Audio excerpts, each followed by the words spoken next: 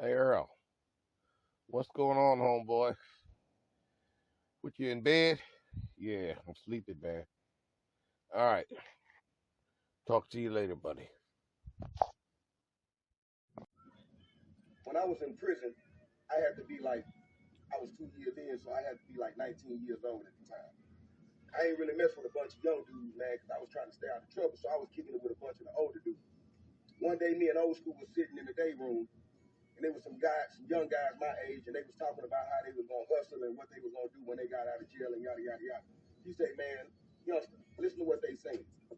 Like I said, they was talking about hustling and selling dope. He said, "Look around the dorm." He said, "How many people you think in here for selling dope?"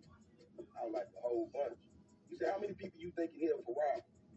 I said, "A whole bunch." He said, "How many people you think in here for scamming?" I said, "A whole bunch." He said, "Now just imagine the prison system. How many people you think in the whole prison system for each one of these crimes?" I was like, "Millions." He said, "Think about this." He said, "Those are millions of different people doing the same crime who thought that they can do it a different way. All of them thought that their way of doing it was the best way to do it. And they're all here in prison. They all ended up in the same place. No matter how good they thought their plan was, it still landed them in the same place. There's no right way to do wrong. You know what I'm saying? I ain't trying to tell you what to do with your. There's no right way to do wrong. So with that being said, with what I just asked you, what you gonna do different? What are you gonna do different? You hustling, you selling dope, you robbing, you scamming. What are you gonna do different that all these other million people ain't already done? Man, you setting yourself up to lose, man.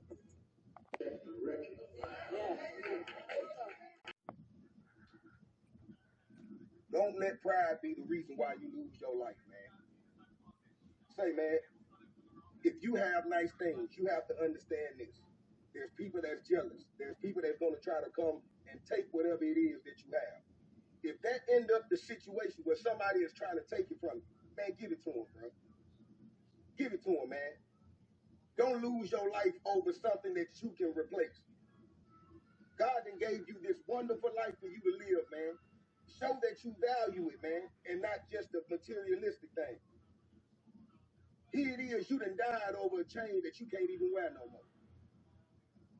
Man, your life is far more valuable than any car, watch, jewelry, shoes, clothes. Your life is far more valuable than that, man. Don't sit up and end up losing your life because of pride. The reason why y'all don't want to give it up is because of pride. Or I don't want nobody to say they done took this. They done, man, bro, you get to live, man. You get to live. You get to have a chance at life all over again. All of that stuff can be replaced. You can't replace a lifetime, man. When it's over with, man. And it's too many of y'all losing y'all life over materialistic, replaceable nonsense, man. Don't let pride be the reason why you end up dead and your people got to make a GoFundMe. And you know what I'm saying?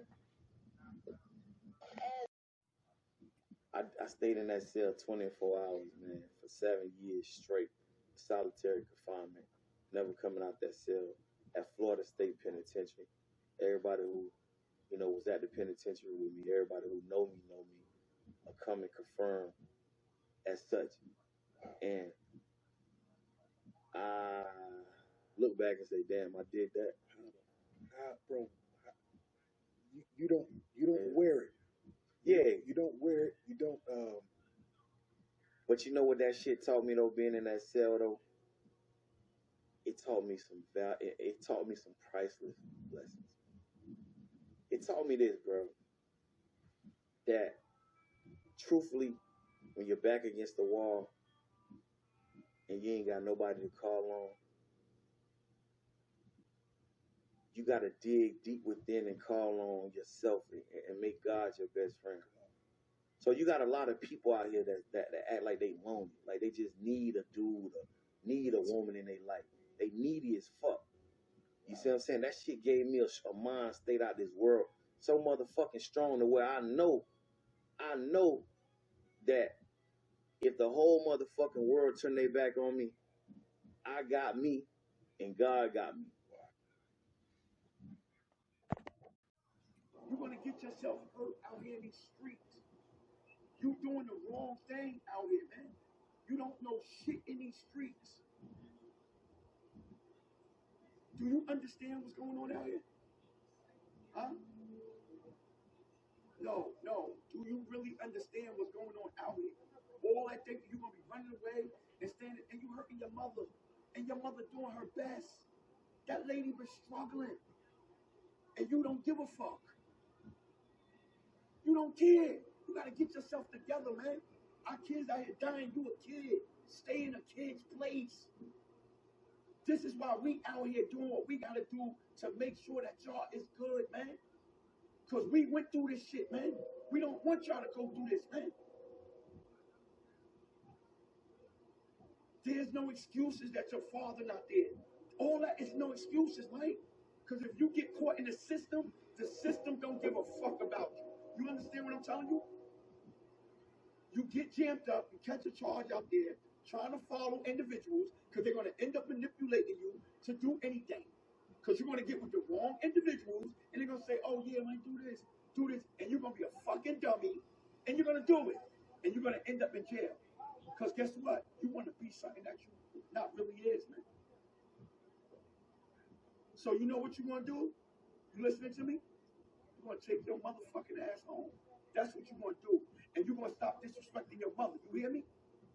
You hear me? Huh? Don't shake that. Say yes. That lady is struggling. She's doing her best. She don't have nobody else out there for her. Look at me. Look at me. This is not a game. Playtime is over with, man. Educate yourself. Do the right thing. Stop doing stupid shit because you're going to lose out here. You're going to lose. These streets is going to swallow your little ass up. These streets is going to swallow you up. There's nothing out here but death. Or, if you want to be a fucking asshole, they got room for you across the street. Don't worry about what's behind you. You got room across the street. That's called Bayview Cemetery. Because you don't want to listen. Y'all out here chasing caskets at a young age. Because you know why? Because you think you know. And you don't know. Plotting and kidding. Will I survive? Will I die? Come on, let's stick to the possibility. Give them the choice. Lawyers making it break. I told the judge I was waiting for. And that's why I blame shit. Was hyper as a kid. Old as a teenager. On my mobile calling big shot. On a teenager. Packing hundreds in my drawers. Fuck the law. Bitches, I fuck with a pass. And I'm living rough and raw. Catching cases at a fast lane. Falling in the fast lane. Hustle till the morning. Never stop until the cash came. Live my life as a thug, nigga. Till the day I die. Live my life as a boss player. Cause even getting high. These niggas got me tossing shit. I put the top down. Now it's time to floss my shit. Keep your head up, nigga. Make these motherfuckers suffer.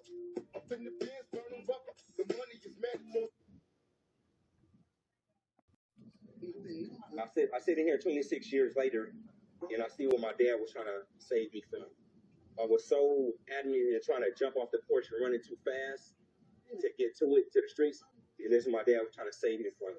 26 years later, I sit back like, man, I understand what my dad was trying to tell me. You know what I'm saying? There was nothing out there in the streets for me, but either death or prison. Now I get it as a grown man, and I sit in here doing positive things and lead by an example. You know what I'm saying? I'm not going to tell you to do what's wrong, but I'm going to try to get you to do what's right. You know what I'm saying? All the homies may be stagnating and doing what's negative in this environment. It doesn't have to make you worse. It can make you a better man. 26 years I sat in here, and I can say today, honestly, it made me a better man. It's like I had to sit down to realize the destruction I was doing to my own life and my family's life. But now I get it. You know what I'm saying? In my time, I have a life without sentence, but I tell the other brothers, it's not the end of the road. There's light at the end of the tunnel, only if you choose to make the mental and internal decisions to change. So that's where I'm at mentally and everything. You know what I'm saying? I strive for positivity in my life and tell other brothers to embrace that. Good morning, Mr. McLean. Sir, you're charged with interference to the duties of a public servant. You're facing up to 6 months in jail and/or $2,000 fine. We're going to do probable cause. You have the right to remain silent. Anything you say can or will be used against you. You have the right to have an attorney present. If you cannot afford one, one will be appointed to you. Yes, sir. An officer initiated a traffic stop in Harris County, Texas, after observing the defendant exceed a speed limit of 45 miles per hour and make unsafe lane changes. The defendant did not have his driver's license, but told the officer his name and date of birth. While the officer was running the defendant's name, he observed the defendant exit his vehicle, and the officer told the defendant to get back inside the vehicle. And the defendant responded, "Do I have to?" The officer exited the vehicle and attempted to detain the defendant. The defendant tensed up and locked his arms. Everything is conclusory. What has he done wrong? What? The initial lane changes, unsafe lane changes, and the exceeding the speed limit that prompted the stop. And then at that point, he was just stop. How exceeding speed limit? How fast was he going? I mean, I spoke to the officer this morning, who told me that he was pacing the defendant at 54 miles per hour. okay, in a what? In a what? I mean, if it's on 610, he's fine, right? And then he's interference duties. What is he interfering with? What did he do wrong? I think it was after the stop was initiated, the officer was running the plates, the defendant stepped out of his vehicle, the officer told him to get back in the vehicle, the defendant said, "Do I have to?" The officer told me that. And that's the basis of arrest?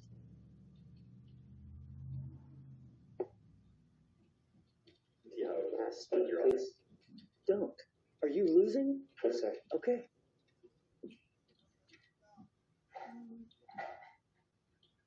And Your Honor, furthermore, as you attempted to detain him, he locked his arms and tensed up. So as you were attempting to detain him, following that incident, and telling him to get back in the vehicle. And it was that. That's the basis for arrest. It was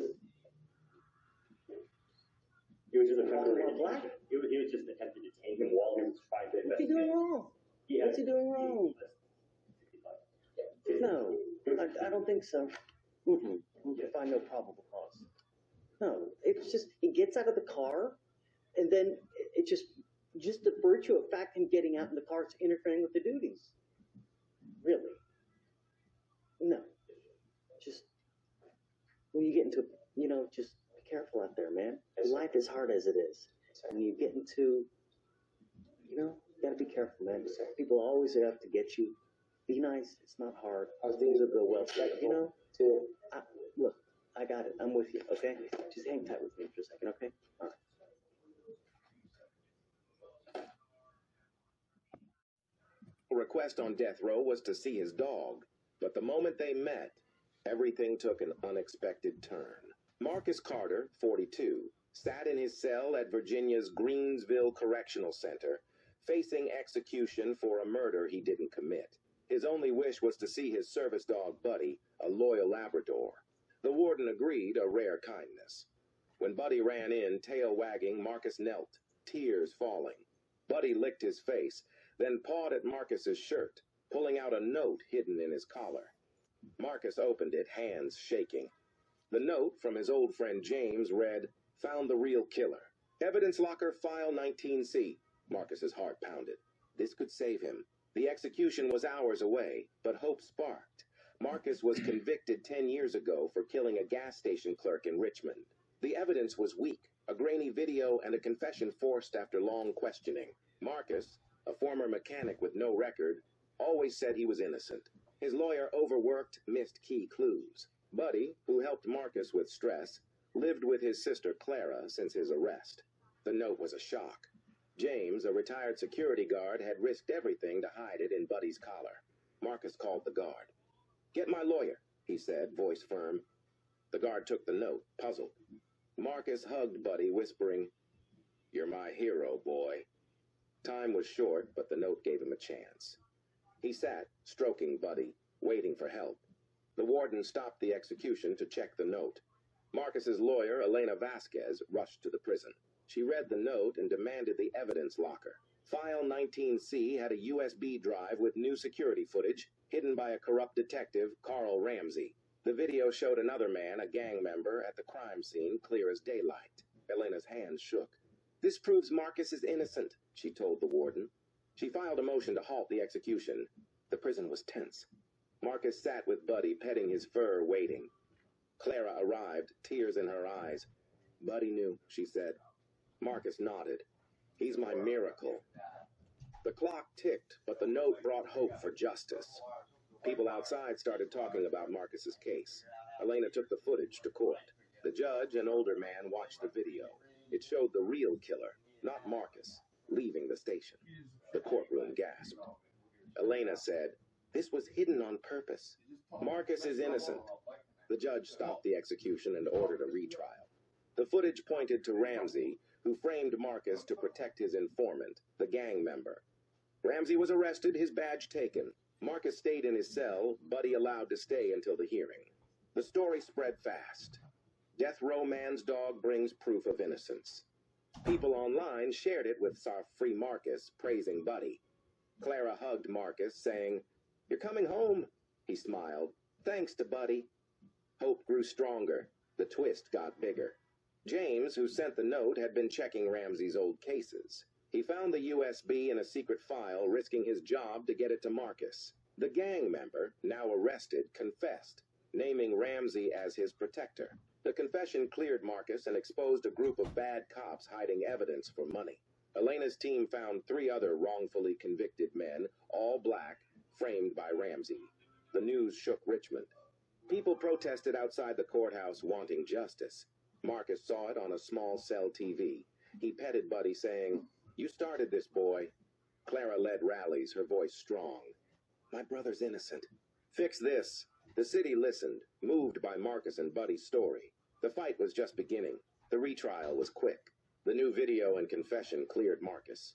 The jury, mixed ages and races, took 3 hours to say he was not guilty. Marcus walked free, Buddy at his side, Clara crying as they hugged outside the prison. Cameras flashed, the story growing. Dog's note frees innocent man. The crowd cheered, chanting Marcus's name. He thanked Elena, who said, "Buddy gets the credit." The city gave Marcus $8 million for his wrongful conviction. He used it to start a community center, helping others fight unfair charges. Ramsey got 12 years in prison, his group of bad cops broken up. James visited Marcus, saying, "I knew you didn't do it." Marcus hugged him. "You and Buddy saved me." Marcus's center became a light in Richmond. He taught young men to stay strong. "Don't let lies break you," he told a teen, giving him a job book. The teen nodded, inspired. Buddy, now older, stayed by Marcus's side, a local star. Clara ran the center's programs, her faith big. The story led to changes. Virginia's governor started a group to check wrongful convictions, with Elena helping. Marcus spoke at rallies, his voice clear. "Buddy gave me a second chance. I'm giving it to others." People cheered, touched by his heart. Ramsey's name was a warning, his life ruined. Marcus's fight changed justice, showing one dog could make a big difference. The community center grew, offering legal help and job classes. Marcus and Clara worked hard, their bond tight. Buddy's story brought donations, funding more programs. Marcus met with the governor, asking for fair trials. "No more hidden evidence," he said. The group freed 2 more men, all tied to Ramsey's tricks. Marcus visited schools, telling kids, "Believe in yourself." A boy hugged Buddy, saying, "He's awesome." Marcus smiled. "He sure is." Clara's rallies kept pushing, demanding honest police work. The city gave Marcus an award, but he stayed humble. "It's about helping others," he said. Buddy wagged his tail, lying by Marcus's chair.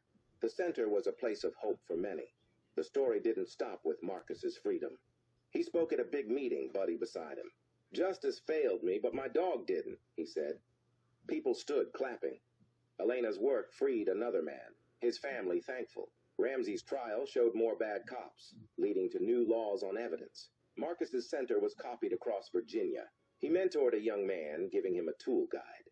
"Build your life," he said. The man nodded, ready to try. Clara hugged Marcus, saying, "You're unstoppable." He laughed. "Buddy started it." The prison was a memory. Marcus's fight, sparked by a dog's love, changed lives. He kept going, making sure others got justice too. Marcus sat at the center, Buddy sleeping nearby. His phone buzzed, a text from James. "Proud of you." Marcus replied, "Oh, you and Buddy everything." The center was busy with kids learning skills. Clara taught a class, her voice strong. The story kept spreading, inspiring people to fight unfairness. Marcus took Buddy to the vet, who said, "He's a legend." Marcus nodded. My best friend. The governor's group freed another man. Marcus's $8 million funded scholarships for teens like he once was. He spoke at a rally saying, truth wins if you keep fighting. The crowd roared. The dark days were gone. Buddy's note turned pain into hope. Marcus's work for justice grew, a legacy of courage and a dog's loyalty. Sir, I'm going to buy this car. Get out of here, you filthy beggar. You don't even have money to eat. Those words echoed like knives in Jorge's chest, and he simply lowered his head. Jorge was 80 years old, black, thin, with a body marked by hunger and time. His clothes were dirty and torn, and his bare feet could hardly carry him any longer. Jorge had been living on the streets for years.